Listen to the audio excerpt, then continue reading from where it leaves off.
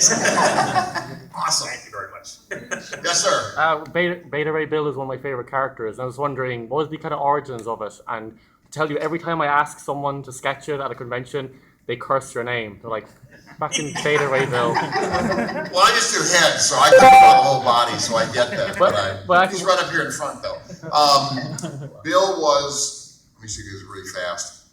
When I took over Thor, one of the things I like about doing books, when I was doing a lot of mainstream stuff, is if I'm writing it, I'd like to not tell stories we've already read like a million times. I mean, and that's just the way comics are. The stories kind of come in and out and they rotate. In Thor, for example, anybody who does Thor for more than 3 seconds has to do a Ragnarok story because the actual story is so cool in Norse myths. You've got to do it somewhere. I did it twice in my own run, so you just do it. But I thought about what I could do that felt like it hadn't been done before, and ultimately I began thinking, well, no one's ever really picked up the hammer.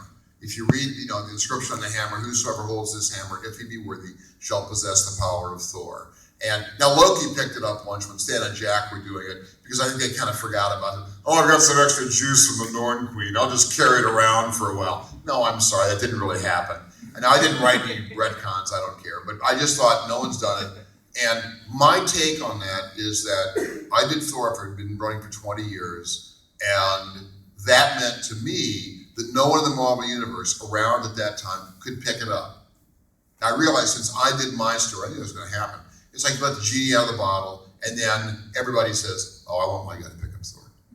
Pick up the hammer. I love Captain America, Mark Ruffalo. I'll have to have him pick up the hammer. I love Superman. He has to pick up the hammer. I love Wonder Woman. She has to pick up the hammer. I love this guy. He has to pick up the hammer. Really, none of those guys could pick up the hammer. Those stories are all lies. I love all those people. They're all lies.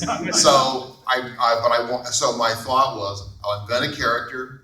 I'll give him a backstory that makes sense, that makes it that maybe he may be worthy, whatever worthy is. I did not go to the dictionary and study it. I'm not getting a debate on the web. I don't care. We all kind of know what it means. So I invented a character, but you also want to play fair with the reader, but you want to mislead them in stories. You'd like them not to get to the end and go, oh yeah, well, this is going to go here. And then you go there. So one of the things in the old days, no reprints, pretty much, no trade paper, all the stuff they do now, none of that stuff's around. Book comes out once a month, it disappears, you never see it again. You can go to a comic shop and get one back issue, but most of you don't. You're at a month to month.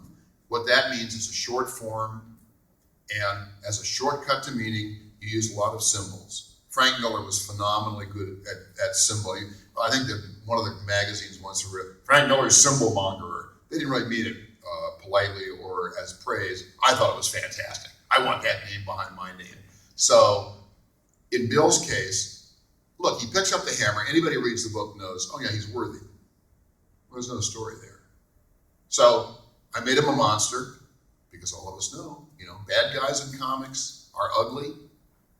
Bad girls in comics don't wear a lot of clothes. That's kind of how it, not exactly, but that's kind of how it works. So by making Bill ugly, by making him a monster, basically when he picked up the hammer, I read all the letters. I wrote the letter columns for my books, the ones that I wrote and drew.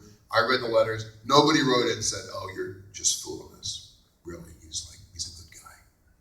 Everybody wrote it and said, oh my God, you're screwing up hundreds of years of continuity. I'm terribly upset. I'm never buying Thor again. When does the next issue come out? And my job was done. So basically, that's why Bill looks the way he does. There's more stuff. And the other thing is, it's not that the hammer is a tailor. It doesn't give you a cool Thor suit automatically.